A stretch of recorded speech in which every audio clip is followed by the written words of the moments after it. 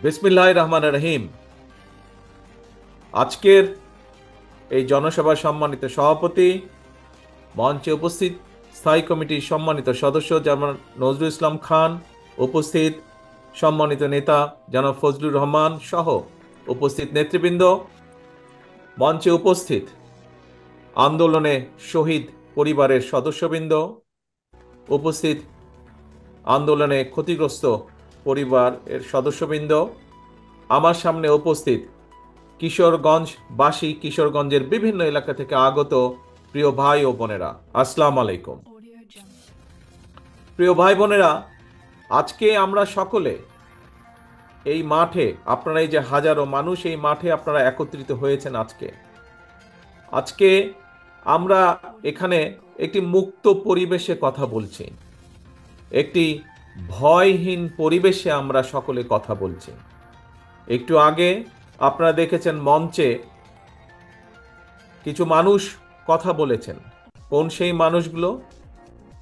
যেই মানুষগুলো স্বজনদেরকে তারা হারিয়েছেন বিগত স্বৈরাচার আন্দোলনের সময়। আমরা কিছু মানুষের বক্তব্য শুনেছি যারা নিজেরা শারীরিকভাবে ক্ষতিগ্রস্ত হয়েছেন, নির্যাতিত হয়েছেন, অত্যাচারিত হয়েছেন বিগত স্বৈরাচারের বিরুদ্ধে আন্দোলনের সময়। প্রিয় ভাই বোনেরা, এই যেই মানুষগুলোর কথা আমরা শুনেছি, সেই মানুষগুলোকে সম্মান জানানোর জন্য, শ্রদ্ধা জানানোর জন্য, সেই শহীদ পরিবারের স্বজনদেরকে, শহীদ পরিবারের সদস্যদেরকে সম্মান জানানোর জন্য আজ আমরা সকলে একত্রিত হয়েছি। এই যেই ভয়হীন পরিবেশে আজ আমরা এখানে আলাপ করছি, কথা বলছি, একত্রিত হয়েছি, সমবেত হয়েছি, এই শঙ্কামুক্ত পরিবেশে যে আমরা আজ একত্রিত হয়েছি, এই সময়টার জন্য বিগত 17 বছর এই দেশের মানুষকে অপেক্ষা করতে হয়েছে। এই পরিবেশটির জন্য দীর্ঘ 17 বছর এই দেশের মানুষকে আত্মত্যাগ করতে হয়েছে, সংগ্রাম করতে হয়েছে, প্রতিবাদ প্রতিরোধ গড়ে তুলতে হয়েছে। প্রিয় ভাই বোনেরা, আজকে এই কিশোরগঞ্জ জেলাতেই আমরা আমাদের 16 জন মানুষকে হারিয়েছি, 17 জন মানুষকে আমরা হারিয়েছি, 17 জন মানুষকে আমরা এই কিশোরগঞ্জের মানুষকে আমরা হারিয়েছি, যারা আত্মত্যাগ করেছেন এই দেশের মানুষের অধিকারের জন্য, নিজেদের জীবনকে আত্মত্যাগ করেছেন। 16 জন মানুষ আছেন যারা বিভিন্নভাবে ক্ষতিগ্রস্ত হয়েছেন শারীরিকভাবে, যারা ভয় পাননি, পিছিয়ে যাননি, যারা দেশের মানুষের অধিকারের কথা বলতে গিয়ে। প্রিয় ভাই বোনেরা, সারা বাংলাদেশে এরকম হাজারো মানুষ আছে, হাজারো শহীদ পরিবার আছে, যারা হাজারো শহীদ আছে, যারা আত্মত্যাগ করেছেন বিগত 17 বছরে। বিশেষ করে গত জুলাই আগস্ট মাসেই হাজারো হাজারো মানুষ আছে যাদেরকে হত্যা করা হয়েছে শুধু ঢাকা শহরেই। এর বাইরে বহু মানুষ যারা বিভিন্নভাবে ক্ষতিগ্রস্ত হয়েছেন। বিএনপি সহ, বিএনপিরই শুধু 50 লক্ষ 60 লক্ষের মতন নেতা কর্মী যারা বিগত স্বৈরাচারের সময় বিভিন্নভাবে নির্যাতিত হয়েছেন, অত্যাচারিত হয়েছেন। বিএনপির বাইরেও বহু আরো রাজনৈতিক দল আছে যাদের সদস্যরা একইভাবে বিএনপির নেতা কর্মীদের মতন অত্যাচারিত হয়েছে, নির্যাতিত হয়েছে। প্রিয় ভাই বোনেরা, এই যে এত মানুষ শহীদ হয়েছেন, এত মানুষ আত্মত্যাগ করেছেন, এত মানুষ নির্যাতিত হয়েছেন, কেন এই মানুষগুলো আত্মত্যাগ করলেন, নির্যাতিত হলেন? কারণ একটাই, এই মানুষগুলো বাংলাদেশের মানুষের, সাধারণ মানুষের রাজনৈতিক অধিকার নিশ্চিত করতে চেয়েছিল। আমরা যে আজকে মুক্ত পরিবেশে কথা বলছি, এইরকম একটি মুক্ত পরিবেশের নিশ্চয়তা নিশ্চিত করতে চেয়েছিল এই মানুষগুলো। কিন্তু আমরা দেখেছি স্বৈরাচার দাবিয়ে রাখতে চেয়েছিল এই বাংলাদেশের মানুষকে। প্রিয় ভাই বোনেরা, এই বাংলাদেশের মানুষ দেখিয়ে দিয়েছে যে তারা গুলির সামনে, নিজেদের বুক পেতে দিতে রাজি, তারপরেও বাংলাদেশের মানুষ স্বৈরাচারকে মেনে নিতে রাজি না। এবং সেই জন্যই হাজারো মানুষের আত্মত্যাগের বিনিময় আজ আমরা এই বাংলাদেশকে পেয়েছি।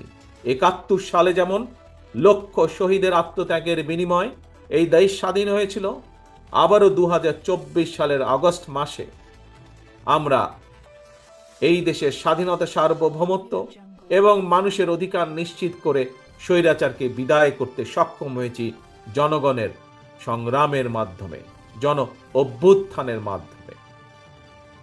প্রিয় ভাই বোনেরা, এই যে এই আত্মত্যাগ, এই যে এই বিসর্জন, এটিকে আমাদের ধরে রাখতে হবে, এটির মূল্য আমাদেরকে দিতে হবে। আজকে সমগ্র বাংলাদেশের মানুষ একটি নতুন প্রত্যাশা নিয়ে সামনের দিকে তাকিয়ে আছে, ভবিষ্যতের দিকে তাকিয়ে আছে। অর্থাৎ বাংলাদেশের মানুষ যেই প্রত্যাশা নিয়ে সেই বিগত পতিত স্বৈরাচারের বিরুদ্ধে আন্দোলন করেছিল, সেই প্রত্যাশার প্রতিফলন ঘটাতে হবে।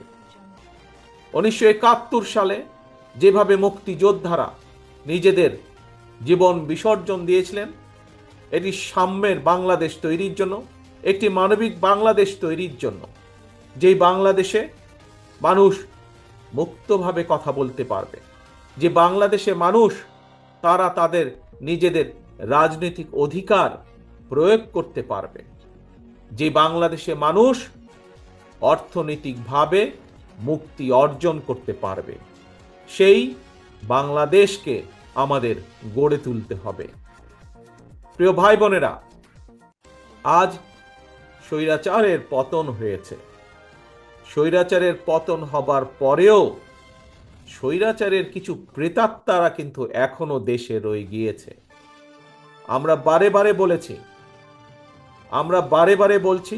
আবারও বলেছি, আবারও বলতে চাই যে আজকে লাখো জনতার আত্মত্যাগের বিনিময় যে অন্তর্বর্তীকালীন সরকার প্রতিষ্ঠিত হয়েছে, এই সরকার জনগণের রাজনৈতিক যে প্রত্যাশা, জনগণের রাজনৈতিক যে অধিকার, যার জন্য বাংলাদেশের মানুষ বিগত ১৭ বছর ধরে সংগ্রাম করছে, সেই অধিকার যাতে সঠিকভাবে প্রতিষ্ঠিত হয়, তার জন্য তারা পদক্ষেপ গ্রহণ করবে। কিন্তু এটিও সতর্কভাবে খেয়াল রাখতে হবে আমাদেরকে যে তারা এই কাজটি, জনগণের এই কাজটি করতে গিয়ে, জনগণের রাজনৈতিক অধিকার প্রতিষ্ঠা যে কাজ, সেটি করতে গিয়ে এমন কোনো পরিস্থিতির উদ্ভব যেন না হয় যাতে করে অন্য স্বৈরাচার আবার কোনো ষড়যন্ত্র করার সুযোগ পায়। স্বৈরাচারের প্রেতাত্মারা বসে নেই, তারা তাদের ষড়যন্ত্রকে অব্যাহত রেখেছে।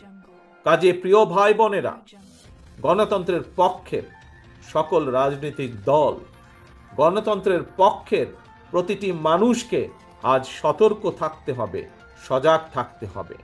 একইভাবে যেরকম আমরা এই অন্তর্বর্তীকালীন সরকারকে সহযোগিতা করব, একই সাথে আমাদেরকে এটাও বলবে যে কোথায় কি সমস্যা হচ্ছে এবং কিভাবে তার সমাধান করতে হবে, সেই সহযোগিতা আমাদের তাদেরকে দিতে হবে।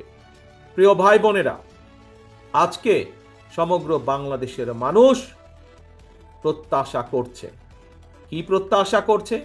যে তাদের প্রিয় দল বাংলাদেশ জাতীয়তাবাদী দল বিএনপি ইনশাল্লাহ জনগণের সমর্থন নিয়ে আগামীতে সরকার গঠন করতে সক্ষম হলে বাংলাদেশের মানুষের প্রত্যাশার যেই বাংলাদেশ, সেই প্রত্যাশার বাংলাদেশ গড়ে তোলার কাজ করবে।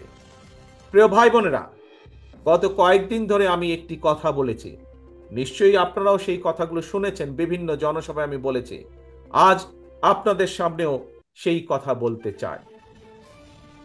আমরা একটি পর্যায় অতিক্রম করে এসেছি, যেই পর্যায়টা ছিল স্বৈরাচারের পতন ঘটিয়ে দেশের মানুষের কে মুক্ত করা।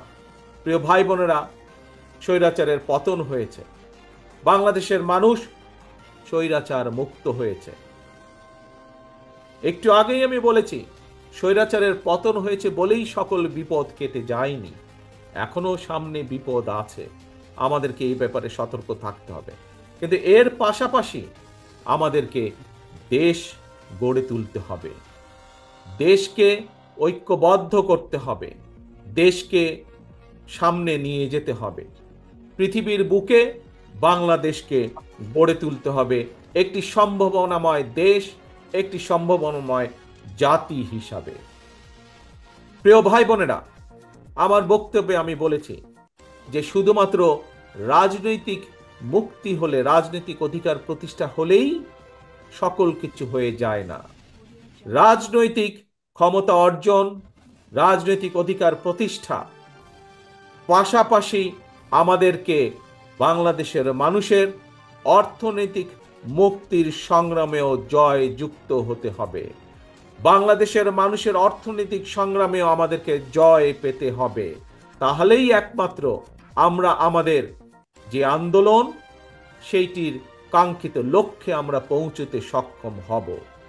প্রিয় ভাই বোনেরা, বাংলাদেশ, আমি বিশ্বাস করি দৃঢ়ভাবে, আমার সাথে বাংলাদেশের বহু লক্ষ কোটি মানুষ বিশ্বাস করে, বিশেষ করে আজকের তরুণ প্রজন্মের যারা সদস্য, তারা সকলেই বিশ্বাস করেন কি, যে এই বাংলাদেশটি এবং বাংলাদেশের মানুষ একটি সম্ভাবনাময় জাতি। এই বাংলাদেশ একটি সম্ভাবনাময় দেশ।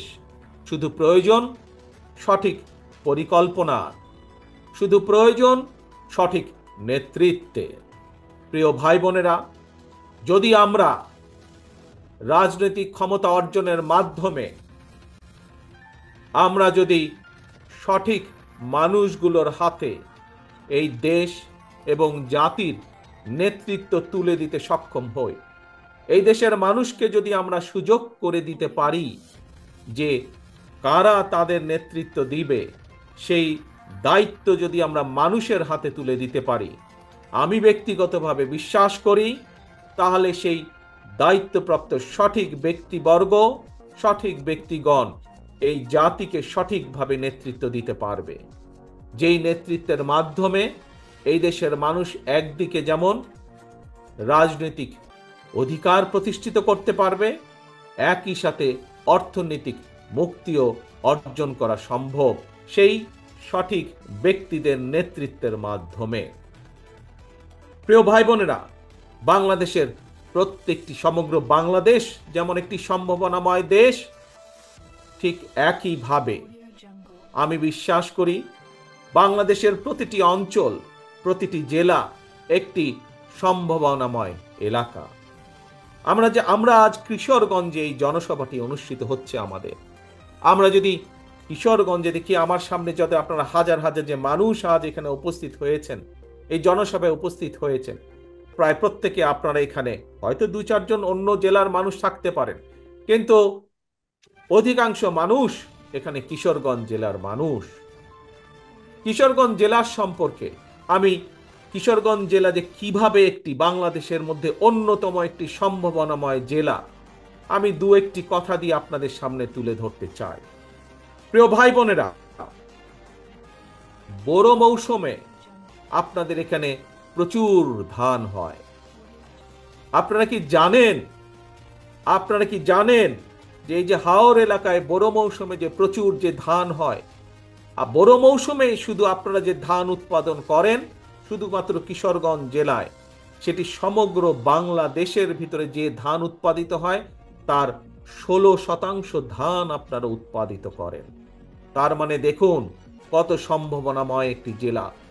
সমগ্র দেশের 16% ধান একটি অঞ্চলেই আপনারা উৎপাদিত করেন। যদি সঠিক পরিকল্পনা গ্রহণ করা সম্ভব হয়, সঠিক পরিকল্পনা গ্রহণ করা যায়, যদি এই ধান যেই কৃষক ভাইয়েরা উৎপাদন করছেন তাদেরকে যদি রাষ্ট্রের পক্ষ থেকে সঠিকভাবে সহযোগিতা প্রদান করা যায়, তাহলে এই 16%কে আমরা আরো বেশি, হয়তো 20% আমরা করতে সক্ষম, 25% আমরা করতে সক্ষম, কৃষকদেরকে সঠিকভাবে যদি সহযোগিতা করতে সক্ষম হই আমরা। প্রিয় ভাই বোনেরা, আসুন এবার কিশোরগঞ্জের আরেকটি সম্ভাবনার দিক আমরা দেখি। এখানকার যে অষ্টগ্রাম বলেন, ইটনা বলেন, মিঠাপুকুর বলেন, এই এলাকার যে বিশাল হাওর আছে, এই হাওরে বিভিন্ন প্রকারের মাছ উৎপাদিত হয়। এখানে বাংলাদেশের যে মিঠা পানির যে মাছের চাহিদা, এই মাছের চাহিদার বিশাল ভান্ডার হচ্ছে এই এলাকাটি।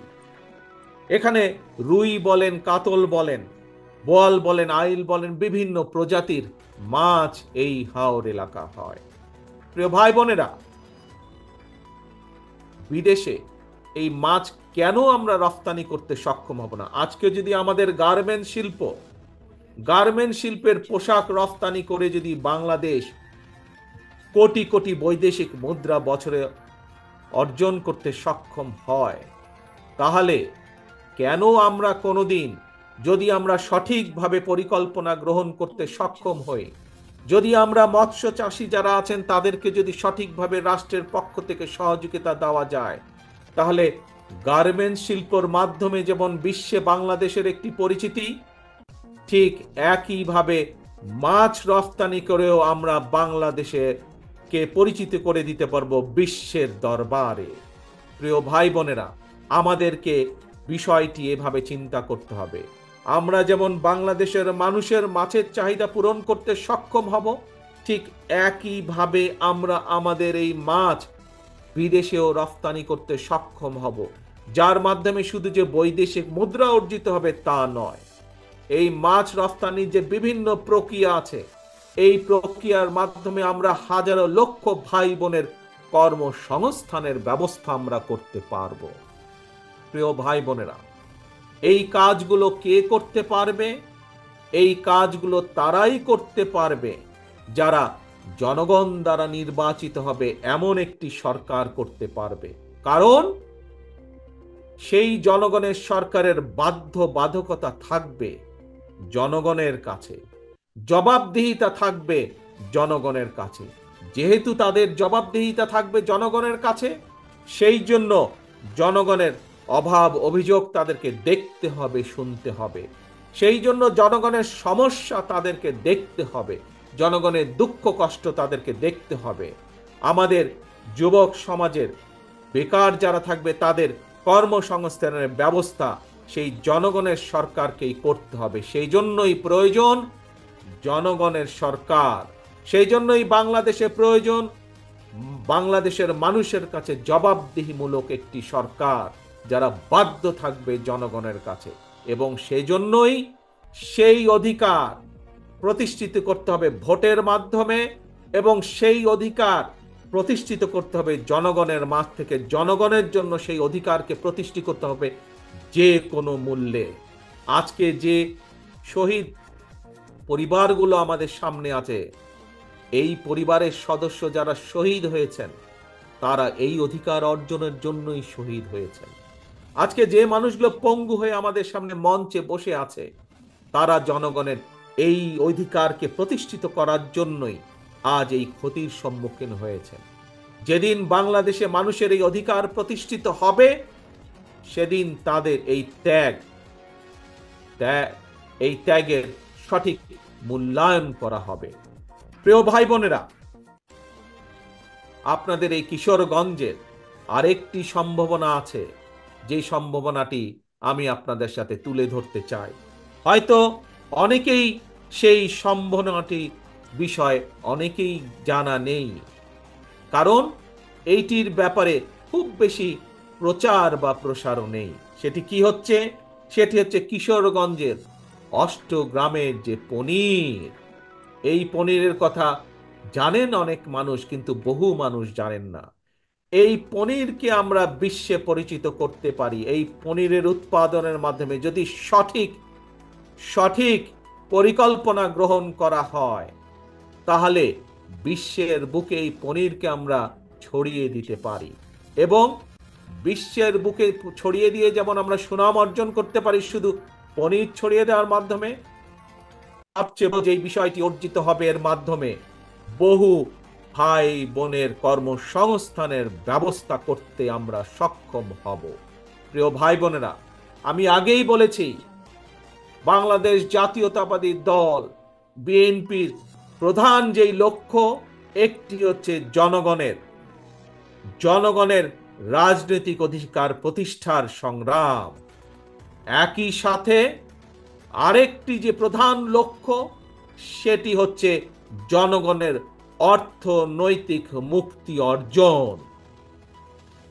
আমরা জনগণকে সমগ্র বাংলাদেশের, আমরা স্বৈরাচারের আমলে দেখেছি, তাদের কিছু কিছু লোককে তারা অনেকভাবে অনেক কিছু করেছে। এরই ভিতরে আপনারা দেখেছেন কিভাবে বিদেশে তাদের শত শত বাড়ি ঘর তারা তৈরি করেছে, এই জনগণের অর্থ পাচার করে বিগত 17 বছর ধরে। কিন্তু বিএনপি গুটি সংখ্যক লোক না। বিএনপি চায়, বাংলাদেশ জাতীয়তাবাদী দল চায়, এই যে আপনারা আজকে মাঠে যে হাজার হাজার মানুষ যারা এখানে উপস্থিত হয়েছেন, আপনাদের মতন সারা বাংলাদেশে এরকম গ্রামে গঞ্জে ছড়িয়ে থাকা যে কোটি কোটি মানুষ, সাধারণ মানুষ আছে, প্রত্যেকটি মানুষকে অর্থনৈতিকভাবে শক্তিশালী বুনিয়াদের উপরে বিএনপি মানুষকে প্রতিষ্ঠিত করতে চায়। এটি হচ্ছে বাংলাদেশ জাতীয়তাবাদী দলের অন্যতম লক্ষ্য। প্রিয় ভাই বোনেরা, এখন আপনাদের সামনে আমি আমার একটি ইচ্ছার কথা তুলে ধরতে চাই। একজন রাজনৈতিক কর্মী হিসাবে এইখানে মঞ্চে যেমন আমার বহু নেতৃবৃন্দ বসে আছেন, প্রত্যেকটি নেতৃবৃন্দ, প্রত্যেকটি কর্মী, রাজনৈতিক কর্মীর মনের মধ্যে কিন্তু একটি বাসনা থাকে, ইচ্ছা থাকে। কি সেটি? যে একজন রাজনৈতিক কর্মী হিসাবে যখন তার সামনে সুযোগ আসবে, সে তার এলাকার জন্য, সে তার এলাকার মানুষের জন্য কিছু কাজ করতে চায়। হয়তো কেউ কেউ তার যেই মাপের কর্মী বা যেই মাপের নেতা, সে সেভাবে চিন্তা করার চেষ্টা করে। কেউ চায় তার এলাকার, সে যদি সুযোগ পায় তাহলে তার এলাকার একটি রাস্তা সে তৈরি করবে। কেউ চায় সে যদি সুযোগ পায়, তার পক্ষে যদি সম্ভব হয়, এলাকার মানুষের সমস্যা হয়তো একটি ব্রিজ, সেই ব্রিজটি তৈরি করবে। কেউ চায় স্কুল স্থাপন করতে, কেউ চায় হাসপাতাল স্থাপন করতে এলাকার মানুষের জন্য। একজন রাজনৈতিক কর্মী হিসাবে, প্রিয় ভাই বোনেরা, আমিও একজন রাজনৈতিক কর্মী। আমারও একটি ইচ্ছা আছে যে কোনোদিন যদি আল্লাহর রহমতে বাংলাদেশের মানুষের সমর্থনে আমাদের পক্ষে যদি সম্ভব হয় দেশের জন্য কাজ করার অতীতের মতন, দেশের মানুষের জন্য কাজ করার অতীতের মতন, তাহলে আগামী দিনে আমি একটি কাজ করতে চাই এই বাংলাদেশের মানুষের জন্য। বিশেষ করে গ্রাম থেকে শুরু করব এই কাজটি। ধীরে ধীরে হয়তো শহর পর্যায়ে যাব আমরা, কিন্তু যেহেতু বাংলাদেশের অধিকাংশ মানুষ বসবাস করেন বাংলাদেশের গ্রামগুলোতে, জেলা পর্যায়ে, উপজেলা বা থানা পর্যায়ে, গ্রাম পর্যায়ে, সেই জন্য তাদের কাছে এই পরিকল্পনা বা কাজটি আমি নিয়ে যেতে চাই। কি সেই আমার পরিকল্পনা? আমার পরিকল্পনাটি হচ্ছে প্রত্যেকটি পরিবারের জন্য, মানুষ নয়, পরিবার হিসাবে আমরা বাংলাদেশে কতগুলো পরিবার আছে সেই পরিবারগুলোকে আমরা নির্দিষ্ট করব এবং প্রতি পরিবারকে আমরা রাষ্ট্রের পক্ষ থেকে একটি ফ্যামিলি কার্ড দিব। কি কার্ড? ফ্যামিলি কার্ড দিব। এখন জিজ্ঞেস করতে পারেন এই ফ্যামিলি কার্ডটি কি? এই ফ্যামিলি কার্ডটি হবে সেই পরিবারের মায়ের নামে বা সেই পরিবারের যে গৃহিণী থাকবেন তার নামে এই ফ্যামিলি কার্ডটি হবে। রাষ্ট্রের পক্ষ থেকে আমরা গ্রাম থেকে শুরু করে থানা, জেলা পর্যায় পর্যন্ত আমরা প্রত্যেকটি পরিবারকে চেষ্টা করব একটি পরিবারের মাসিক যে প্রয়োজনীয় খাদ্যদ্রব্য যেগুলো প্রয়োজন, তার মধ্যে কিছু সংখ্যক খাদ্যদ্রব্যের একটি নির্দিষ্ট পরিমাণ সহযোগিতা করার জন্য, যাতে করে প্রত্যেকটি পরিবারের উপরে, যাতে করে প্রত্যেকটি পরিবার মাস শেষে রাষ্ট্রের এই সহযোগিতা পেলে কিছুটা হলেও তাদের স্বস্তি বোধ হয়, কিছুটা হলেও তারা নিজেদের যে সেভিংস, নিজেদের যে সঞ্চয়, সেটির পরিমাণ বৃদ্ধি করতে সক্ষম হয়। এবং তার ফলে এই সহযোগিতাটা যদি আমরা কয়েক বছর ধরে চালু রাখতে পারি, তাহলে আমি বিশ্বাস করি বাংলাদেশের গ্রামের পরিবারগুলো, গ্রামের মানুষগুলো সচ্ছলতার একটি পর্যায়ে উঠে আসতে সক্ষম হবে। অর্থাৎ রাষ্ট্র সরাসরিভাবে প্রত্যেকটি পরিবারের পাশে, রাষ্ট্রের সামর্থ্য অনুযায়ী প্রত্যেকটি পরিবারের পাশে দাঁড়ানোর চেষ্টা করবে, তাদেরকে সহযোগিতা করার চেষ্টা করবে, তাদেরকে সাহায্য করার চেষ্টা করবে, যাতে করে তারা স্বাবলম্বী হয়ে উঠতে পারে। প্রিয় সহকর্মীবৃন্দ, দেশ এবং জাতির ব্যাপারে, দেশ এবং জাতিকে নিয়ে একজন রাজনৈতিক কর্মী হিসাবে আমার আরো কিছু পরিকল্পনা আছে, যেই পরিকল্পনাগুলো পর্যায়ক্রমিকভাবে আমি আপনাদের সামনে ধীরে ধীরে তুলে ধরব। আজ একটি পরিকল্পনার কথা আপনাদের সামনে তুলে ধরলাম, ফ্যামিলি কার্ড। এবং এই কার্ডের, আমি আগেই বলেছি, এই কার্ডটি কার নামে হবে? এই কার্ডটি সেই পরিবারের গৃহিণী, 4 জনের একটি পরিবার, রাষ্ট্রের পক্ষ থেকে সহযোগিতা প্রদান করা হবে। এবং এই ফ্যামিলি কার্ডটি হবে সেই পরিবারের মা বা সেই পরিবারের যে গৃহিণী থাকবেন তার নামে, যাতে করে আমরা বাংলাদেশের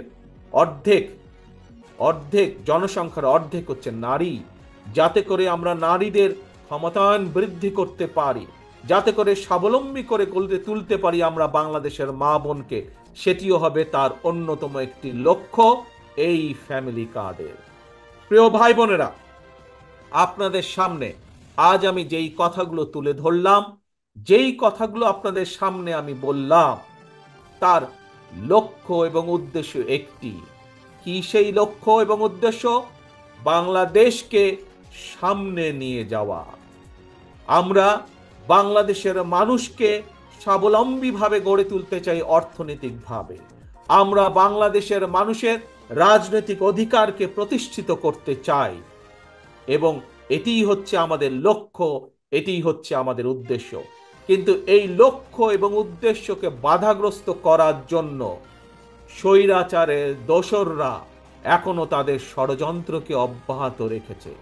প্রিয় ভাই বোনেরা, আজ যেই শহীদদেরকে আমরা সম্মান দিয়েছি এখানে, সেই শহীদদের আত্মত্যাগকে যদি মূল্যায়ন করতে হয়, আজ যেই পঙ্গু ভাই বোনদের বা ক্ষতিগ্রস্ত আমাদের সহকর্মী ভাই বোনদেরকে যে আমরা যেই সম্মান দিয়েছি, তাদের সেই সম্মানকে যদি মূল্যায়ন করতে হয়, তাদের আত্মত্যাগকে যদি মূল্যায়ন করতে হয়, তাহলে আজ দল মত নির্বিশেষে আমাদের সকলকে ঐক্যবদ্ধ থাকতে হবে। ঐক্যবদ্ধ থাকতে হবে আমাদেরকে এই দেশের স্বার্থে, দেশের মানুষের স্বার্থে ঐক্যবদ্ধ থাকতে হবে। আমরা বিগত দিনে দেখেছি যে স্বৈরাচার সময় তারা ক্ষমতা ধরে রাখার জন্য তারা বিভিন্ন অপবাদ দিয়ে জাতিকে বিভক্ত করার চেষ্টা করেছিল। তারা, বাংলাদেশ জাতীয়তাবাদী দল বিভক্তি চায় না। আমরা চাই জাতিকে ঐক্যবদ্ধ করতে। আমরা চাই আমরা সকল দল মত নির্বিশেষে, বাংলাদেশে বিএনপি যেমন আছে, বাংলাদেশে অন্য আরো রাজনৈতিক দল আছে।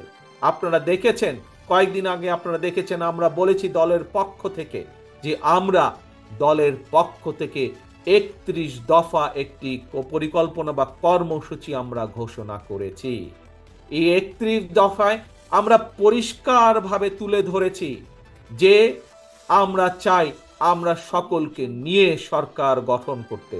আমাদের সাথে বিশেষ করে আমাদের সাথে বিগত 17 বছরের স্বৈরাচার বিরোধী আন্দোলনের সময় যে সকল রাজনৈতিক দলগুলো আমাদের সাথে ছিলেন, যে সকল রাজনৈতিক দলের নেতৃবৃন্দ আমাদের সাথে ছিলেন এবং এখনো আছেন, আমরা চাই দল মত নির্বিশেষে সকলকে নিয়ে এই জাতি গঠন করতে, সকলকে নিয়ে এই দেশকে পুনর্গঠন করতে। প্রিয় ভাই বোনেরা, প্রিয় ভাই বোনেরা, দেশনেত্রী খালেদা জিয়া একটি কথা বলেছিলেন যে এই দেশের বাইরে দেশনেত্রী খালেদা জিয়ার কোনো ঠিকানা নেই। বাংলাদেশের বাইরে দেশনেত্রী খালেদা জিয়ার কোনো ঠিকানা নেই। দেশনেত্রীর খালেদা জিয়ার সন্তান হিসাবে আজ আপনাদের সামনে একইভাবে আমিও বলতে চাই, বাংলাদেশের বাইরে আমার কোনো ঠিকানা নেই।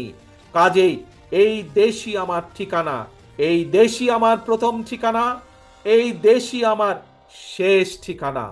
কাজেই এই দেশকে জন্য আমরা, এই দেশের মানুষের ভালো কিছু করার জন্য আমাদের সকল প্রকার আমাদের সব রকম প্রচেষ্টা আমাদের থাকবে। প্রিয় ভাই বোনেরা, কাজেই এই দেশই আমাদের প্রথম, এই দেশই আমাদের শেষ বাংলাদেশ। আসুন আজকে আমরা এখানে সকলে মিলে প্রতিজ্ঞা গ্রহণ করি। কি সেই প্রতিজ্ঞা? যেই শত হাজার মানুষ আত্মত্যাগ করেছেন স্বৈরাচারকে বিদায়ের জন্য, যেই হাজারো মানুষ নিজেদের ক্ষতির সম্মুখীন হয়েও দমে যাননি স্বৈরাচারকে বিদায় করার জন্য, সেই মানুষগুলোকে সম্মাননা জানিয়ে, সেই মানুষগুলোর আত্মত্যাগকে মূল্যায়ন করে আমরা সকলে ঐক্যবদ্ধ থাকি। কেউ যাতে আমাদের ঐক্য নষ্ট করতে না পারে, কেউ যাতে আমাদেরকে পিছিয়ে দিতে না পারে, সেই ব্যাপারে আমাদেরকে সজাগ থাকতে হবে, সেই ব্যাপারে আমাদেরকে সতর্ক থাকতে হবে। প্রিয় ভাই বোনেরা, আবারও আসুন আমরা আমাদের প্রত্যাশিত বাংলাদেশকে গড়ে তোলার জন্য, আমাদের সেই প্রত্যাশিত মুক্তি যা আমরা অর্জন করেছি সেটিকে ধরে রাখার জন্য আমরা আবারও সকলে যাতে ঐক্যবদ্ধ থাকতে পারি, যে কোনো মূল্যে আমরা ঐক্যবদ্ধ থাকতে পারি, সেই প্রত্যাশা রেখে আমি আমার বক্তব্য শেষ করছি। ইনশাআল্লাহ আপনাদের সাথে আবারও দেখা হবে, আবারও কথা হবে। আল্লাহ হাফেজ। বাংলাদেশ জিন্দাবাদ, বাংলাদেশ জাতীয়তাবাদী।